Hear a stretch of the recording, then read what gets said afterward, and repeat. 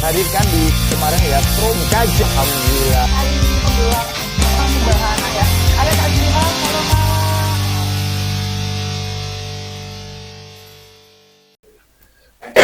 Iya, assalamualaikum warahmatullahi wabarakatuh. Mitra RKS di rumah. Ini kembali lagi sama Fala Finara di Suara Muda, saatnya yang muda yang bersuara. Senang sekali ya, seperti biasa bertemu dengan Fala. Itu nggak bakal sendirian karena ditemani sama pemuda hebat dari Kabupaten Pekalongan yang pastinya sudah menorehkan prestasi, ya, apalagi sampai di tingkat yang luar biasa. Kali ini kita kedatangan jauh-jauh ya dari negeri Kedunguni sana. Ada Zafif, ini dari SMP Negeri 1 Kedunguni. Boleh dong dada-dada dulu sama teman-teman di rumah. Iya, ini Zafif kelas berapa berarti? Saya kelas 7. Kelas 7, iya, kelas 7 dari SMP Negeri 1 Kedunguni. Tapi Zafif juga nggak sendirian, kita RKS ini ditemani sama Bapak Kepala Sekolah ya. Ada Bapak Khairul Huda. Assalamualaikum warahmatullahi wabarakatuh. Waalaikumsalam. Kalau sama Pak Huda ini bawaannya adem ya Pak ya. Udah berangkat dari jam berapa Pak? Ya, jadi pagi sudah kita persiapan. Cuma ada kendala agak terlambat datang, mohon maaf. Jadi karena kita menunggu tim yang mau ikut bersama sehingga datang ke sini ya ngepres waktunya, mohon maaf. Tapi mudah-mudahan ini acaranya lancar ya. Lancar itu ya, yang Pak, penting. ya. Betul, kan hawanya adem ya minta RKS ya. Jadi kemarin Zafif ini juara 1 lomba kaligrafi MAPSI di Provinsi Jawa Tengah. Ya Zafif, ya gimana perasaannya? Alhamdulillah perasaannya sangat bersyukur dan senang. Tapi saya menyadari bahwa ini adalah amanah untuk terus belajar dan terus mengembangkan diri gitu ya Zafif ya. Jadi udah juara tapi tetap harus rendah hati, belajar gitu ya. Kemarin berarti lomba di mana tuh kalau boleh tahu? Lomba di Purwokerto. Purwokerto, berarti di tahun kemarin ya, berarti ya di Oktober tahun 2025 gitu. Nah kemarin nih ketemu sama teman-teman dari berbagai kabupaten kota di Jawa Tengah. Kamu gimana di sana? Apa dapat kenalan baru atau apa? Rasaannya ya deg-degan. Deg-degan ya. Deg-degannya kenapa tuh, grogi atau apa? Bertemu dengan lawan-lawan yang hebat-hebat itu. Pastinya juga luar biasa ya. Tapi kamu juga luar biasa juga karena berhasil mengalahkan mereka gitu ya Pak ya. Nah, dalam sendiri nih, kenapa sih kamu tertarik ke kaligrafi? Seperti yang kita tahu kan bahwasanya mungkin anak-anak muda gitu kan lebih suka kayak melukis atau mural gitu-gitu ya. Kenapa kamu memilih kaligrafi? Karena kaligrafi adalah bukti selain merupakan seni, merupakan bukti kecintaan terhadap ayat suci Al-Quran yang harus dipelajari dan tidak boleh hilang. Oke, jadi bukti kecintaan juga terhadap Al-Quran ya disalurkan melalui lukisan atau kaligrafi. Kalau kemarin yang dibawa ke Jawa Tengah berarti itu apa tuh? Apa lafaznya tentang apa atau suratnya tentang apa tuh? Boleh diceritakan mungkin? Lafaznya surat Al-Imran ayat 200. Al-Imran ayat 200. Kalau boleh tahu itu filosofinya apa tuh Zafif? Atau menceritakan apa? Atau mungkin kenapa memilih itu deh? Kenapa kamu memilih itu? Ketimbang kan ada banyak tuh ya ayat-ayat yang lain. Kenapa kamu milih itu pada waktu itu? Atau mungkin lebih gampang atau lebih susah bahkan gitu? Kenapa? Soalnya sudah ditentukan dari sana. Oh, sudah ditentukan dari sana. Berarti memang sudah ada ketentuannya ya harus itu ya gitu. Luar biasa sekali ya. Bahwasanya memang kaligrafi ini ya wujud kecintaan kita ya. Dan ya untuk kita lebih dekat dengan Al-Quran juga. Nah Pak Huda nih, mau tanya nih. Iya. Nah, bagaimana sih Pak pihak sekolah ini melihat potensi yang luar biasa dari sosok Zafif ini Pak? Ya, jadi sekolah memiliki data ya. Sekolah bisa tahu bahwa anak ini berpotensi dan memiliki prestasi setelah melihat data di SPMB.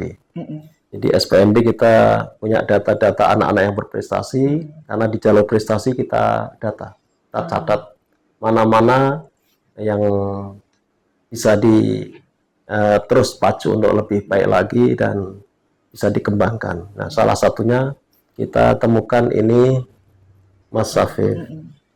Di data kami tulis bahwa Zafif itu masuk karena prestasi sebagai juara 1 kaligrafi. Ya. Oh, boleh tepuk tangan Ya. dong, Mbak. Ini yang kemudian kami teruskan kepada para pendidik yang menanganinya, guru agama, untuk terus potensi yang ada di Zafif ini bisa terus didorong untuk terus berkembang. Alhamdulillah ini guru-gurunya mensupport dan tentu sekolah sangat mensupport karena ini amanah undang-undang. Jadi memang kita harus memberikan fasilitas, dorongan untuk anak-anak di dalam berekspresi, menyalurkan bakat dan minatnya.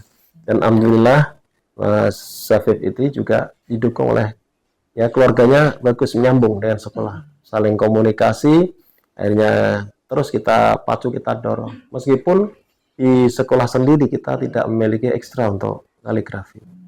Ya, karena memang untuk menentukan perlunya ekstra tidak bergantung dari seberapa minat peserta didik yang mau di dalamnya. Karena hanya satu ini yang kebetulan muncul, tapi alhamdulillah potensinya besar. Maka dorongan-dorongan itulah akhirnya menjadikan dia di MAPSI Provinsi Jawa Tengah tingkat SMP menjuarai juara 1. Oke, berarti memang dari dulu sudah ini ya, Sudah punya bakat, sudah yang berprestasi. ya, gitu. Bahkan masuk ke SMP Negeri 1 Kedung aja lewat prestasi itu ya, Zafif ya gitu. Nah, kemarin perasaannya gimana nih Pak setelah mengetahui Zafif juara 1 gitu di tingkat provinsi? Ya, tentu kami sangat bersyukur, bangga bahwa anak didik kami bisa menjadi juara 1, dan ini menunjukkan bahwa sekolah benar-benar sudah memberikan ruang gerak bagi anak-anak yang berprestasi untuk maju, dan sekolah memang harus mewadai itu. Dan tentu prestasi ini menjadi kebanggaan bagi kami untuk semakin mencatat, menorehkan prestasi sepanjang yang pernah kita raih, menambah jumlah deretan prestasi-prestasi selanjutnya. Betul sekali, berarti bangga ya Pak Bangga. ya dengan adanya prestasi yang sudah ditorehkan oleh Zafif tingkat provinsi begitu. Nah, menurut Bapak sendiri nih Pak, seperti yang kita tahu bahwasanya di MAPSI ini merupakan salah satu ajang yang luar biasa juga ya Pak ya, dan sangat bergengsi gitu ya. Nah, menurut Bapak sendiri, seberapa penting sih kegiatan seperti MAPSI ini dalam perkembangan karakter siswa Pak? Ya, kalau kita kaitkan dengan bagaimana MAPSI dikaitkan dengan karakter siswa, MAPSI itu kan di wilayah agama ya. Jadi MAPSI itu singkatan dari apa? Mata pelajaran apa? Agama Islam itu. Jadi lomba namanya lomba MAPSI, lomba mata pelajaran agama Islam. Artinya bahwa di situ ada ruang dari sisi religi untuk bisa menumbuhkan kecintaan kita pada agama yang dianutnya, Islam dalam hal ini. Maka harapannya dengan orang memahami Islam secara kafah, secara benar, maka secara utuh, maka kesadaran untuk kecintaan kita pada hal-hal yang baik pasti akan tumbuh lebih baik lagi, dan itulah harapannya tumbuh karakter-karakter yang dilandasi rasa tadi. Ada keimanannya, ada rasa, ya semua yang baik-baik itu. Baik, berarti MAPSI ini memang sangat-sangat membentuk karakter Iya, siswa bisa. ya Pak? Begitu. Nah, aku mau nanya lagi nih, tadi kan Zafif kan membawakan salah satu karya mungkin sudah ditentukan oleh panitia begitu. Nah, boleh dong diceritain ke teman-teman di rumah nih, kira-kira kalau misalnya membuat kaligrafi itu ada teknik khususnya nggak sih Zafif? Teknik khususnya Atau misal pakai alat apa gitu, bisa diceritakan ke teman-teman. Biasanya kamu pakainya apa tuh? Pewarnanya apa tuh biasanya tuh? warnanya kalau saya pakainya cat Mowilex. Cat Mowilex. Itu apa tuh bedanya sama cat-cat yang lain tuh? Cat itu kalau di buat ngecat karya di kanvas maupun di kertas itu warnanya itu lebih berkilau itu sih.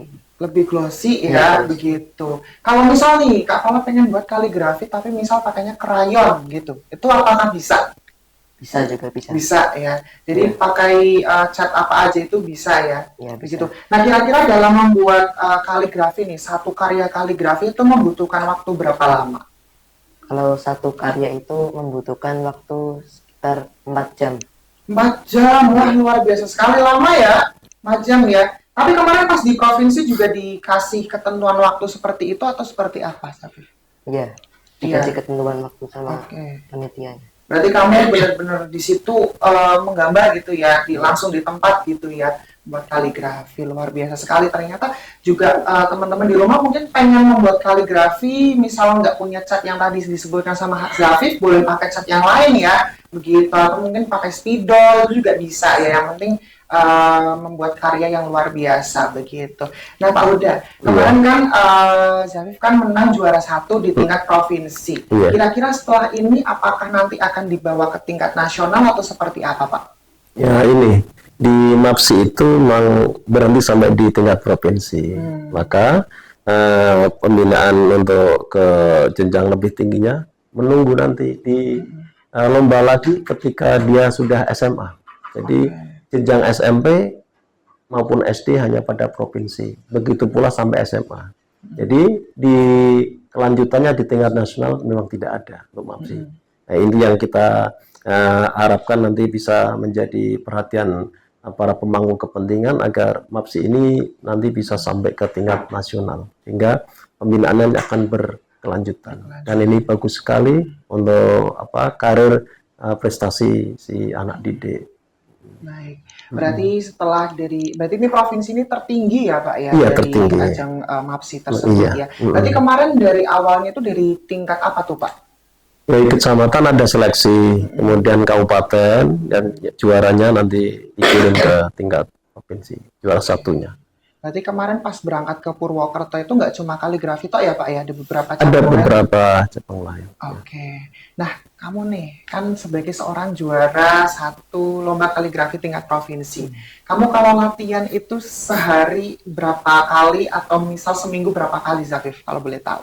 Kalau saya kalau di rumah Mm-mm. latihannya itu biasanya sekitar 30 menit sampai 1 jam. Mm-mm.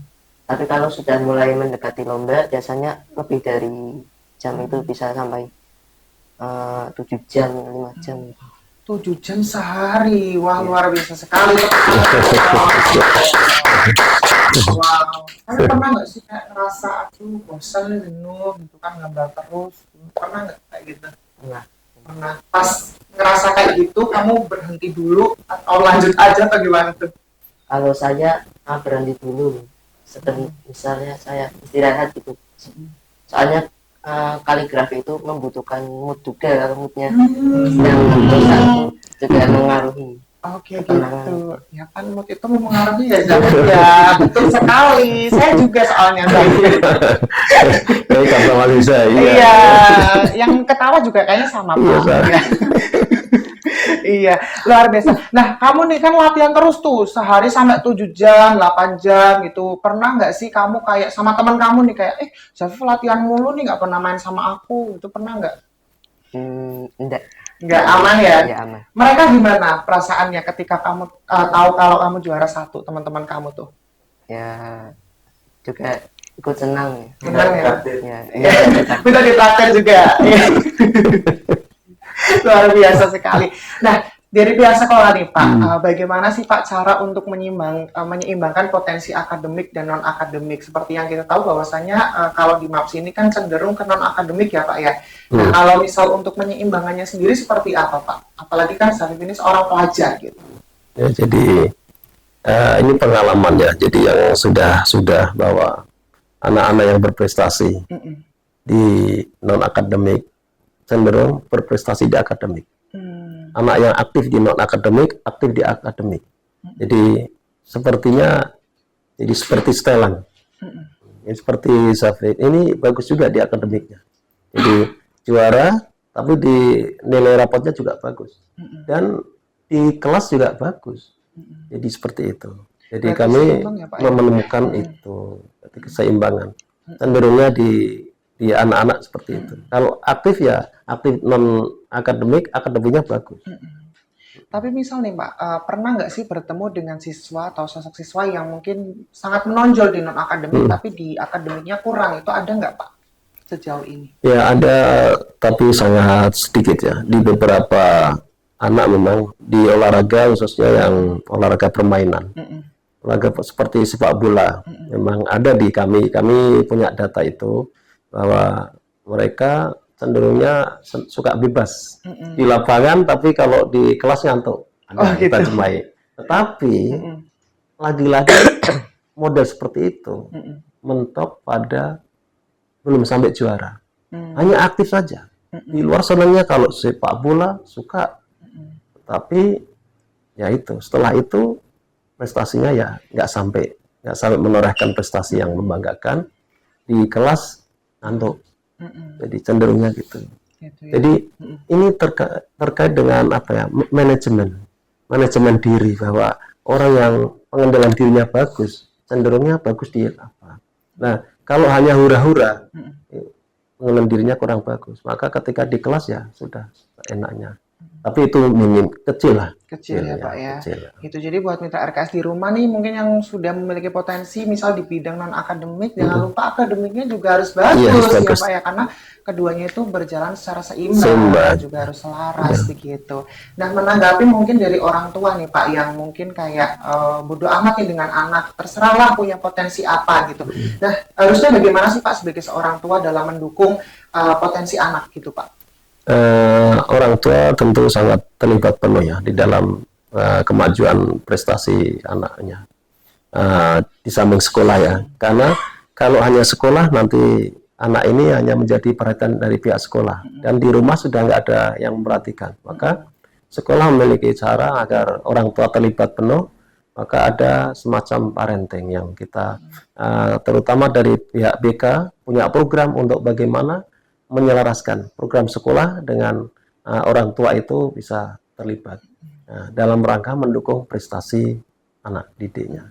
Jadi kita terus gerakkan semangat untuk mendukung anak-anak kita dari sekolah kemudian dari orang tua Berarti dan sangat memerlukan ya iya Pak ya? sangat Orang berperan. tua dan juga pihak Iya, sekolah juga ya. harus imbang. Kalau enggak nanti ya tidak maksimal. Aku mau tanya nih sama Zaki, kira-kira kamu suka kaligrafi atau suka menggambar itu dari usia berapa?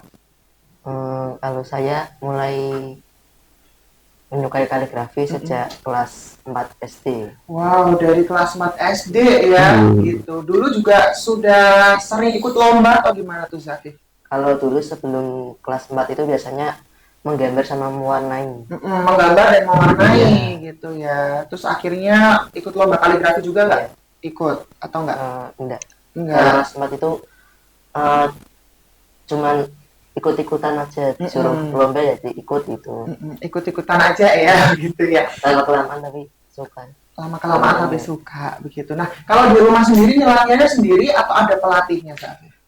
Kalau di rumah biasanya sendiri. Biasanya sendiri gitu. Atau mungkin ada idola atau role model pelukis handal yang kamu suka, kira-kira ada nggak? Ada. Siapa Kalau tuh? idola saya idola Ustadz Huda Purnawati. Ustadz Huda. Itu juga di bidang kaligrafi juga berarti ya? Ya. Oke, luar biasa. Luar biasa sekali kamu ya, punya role model yang juga suka kaligrafi, terus akhirnya kamu terinspirasi, akhirnya juara 1 gitu ya. Luar biasa. Nah, kira-kira nih setelah kamu juara 1 kemarin di tingkat provinsi, ada lagi nggak sih impian-impian kamu setelah ini? Atau mungkin mau ikut lomba apa lagi gitu? Boleh di-sharing mungkin? Ada. Kalau impian saya sih ingin terus berlatih dan mengembangkan prestasi saya hingga nasional bahkan internasional. Mantap. Luar biasa. pengen menjadi seorang pelukis di tingkat internasional juga ya, Zalfivia, luar biasa. Nanti harus semangat berarti begitu ya. Nah, kamu kan di dunia kaligrafi gitu ya. Sempat gak sih kamu pengen nyoba-nyoba di bidang seni lain atau mungkin lukisan-lukisan lain gitu? Pernah ingin pengen atau udah pernah gitu? Selama ini sih belum kepikiran. Jadi masih pengen fokus di bidang ini ya, kaligrafi gitu ya. Tapi suatu saat mungkin mau ya. Oke. Nah, dari pihak sekolah sendiri nih Pak, ada nggak sih Pak ekstrakurikuler yang mungkin mewadahi teman-teman yang suka dunia seni begitu, khususnya seni lukis ataupun seni kriya dan lain-lain begitu Pak? Ya, sekolah memang memiliki banyak itu ya ekstrakurikuler untuk memberikan ruang bagi anak-anak kita dalam menyalurkan bakat dan minatnya. Tapi khusus untuk kaligrafi memang kita tidak, karena memang minat anak-anak yang berminat ke situ tidak banyak. Sehingga beberapa yang bisa kami fasilitasi adalah seni di bidang tari, sudah berjalan bagus. Kemudian ada kalau kriya juga sudah bagus, dan beberapa memang sudah memberikan capaian-capaian prestasi yang membanggakan juga. Di tari kita memang bagus karena memang kompeten sekali gurunya. Kriya juga begitu, dan cabang-cabang olahraga juga adalah juga bagian dari ekstra yang kami kembangkan juga. Ada basket juga lumayan berprestasi, kemudian sepak bola, futsal juga bagus. Jadi itu beberapa yang bisa kami berikan untuk anak didik kita dalam menyalurkan bakat dan minatnya. Baik, berarti lengkap ya Pak ya, dari olahraga juga ada, kemudian seni juga ada begitu ya. Nah, menurut Bapak sendiri Pak, di bidang pendidikan sekarang nih, apa tantangan terbesar sih Pak dalam mengolah karakter-karakter seperti Zarif dan juga teman-teman yang lain Pak? Ya. Anak harus menyintai pada hal-hal yang real, yang bersinggungan langsung dengan dirinya dan masyarakat. Contoh olahraga itu bagus.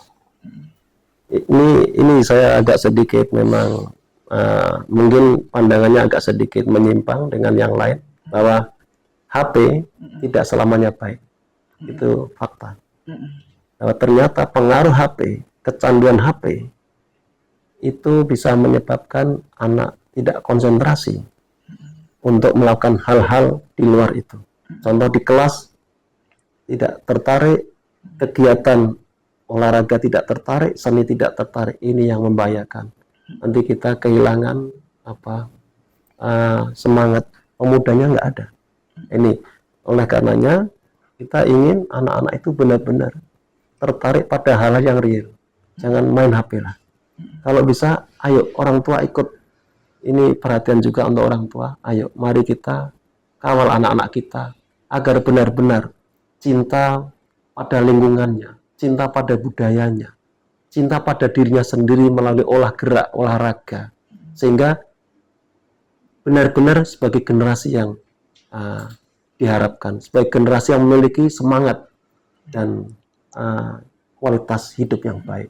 Kalau hanya malas-malasan, kemudian tidur-tiduran main HP, itu saya yakin kita akan kehilangan generasi emas. Ya, oleh karenanya sangat penting orang tua memperhatikan itu, dan tentu sekolah sangat berperan aktif dalam memberikan mencetak karakter-karakter yang bagus. Tentu saja dengan guru-guru yang memiliki semangat pengabdian yang luar biasa. Di dadanya harus tertanam merah putih. Itulah kita, guru Indonesia.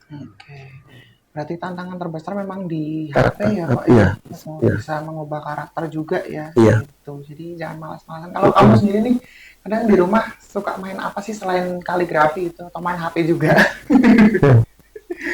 Kalau saya di rumah biasanya paling main sepak bola, basket gitu. Olahraga juga kamu suka ya ternyata ya. Gitu. Pengen juga jadi pesepak bola.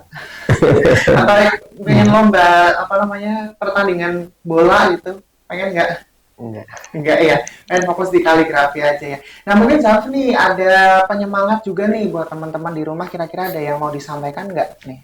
Atau mungkin teman-teman Zalfi yang lagi nonton?